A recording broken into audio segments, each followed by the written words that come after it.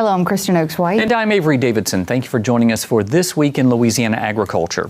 In Louisiana, most people anticipate crawfish season more than the actual season of spring. A new device from the LSU AgCenter may help crawfish farmers make that season even more abundant. This week, TWILA's Melancon shows us a new vessel that's making waves. If this crawfish boat looks like it's got a little helper, you're right. This is a wave or water assessment vessel, and it's making waves in crawfish ponds across Louisiana. LSU AgCenter researchers are testing it out as part of a program to help farmers grow more and better crawfish. We've got 7 different water quality parameters we look at.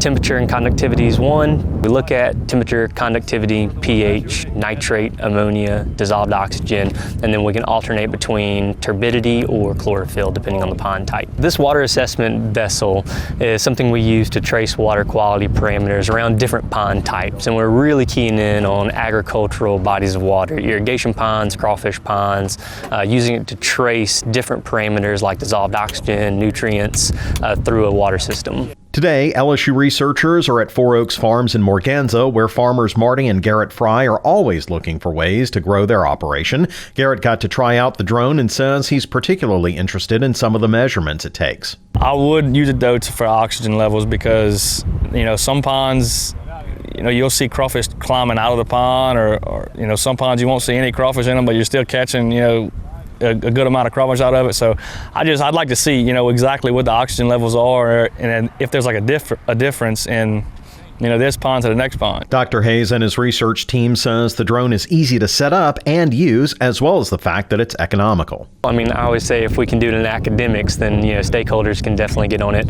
We really want to try to promote the technology adoption in agriculture. So we want to have the hands-on opportunities for stakeholders and partners to look, see, drive, get an opportunity for them to see the dynamics and see if it can be of value in the future for them. Hayes says they've been testing these waves for about a year now and sees use for them both for ag and non-ag purposes. We use it in various types of pond systems, industrial oxidation, municipal wastewater treatment, irrigation ponds, looking at algae production.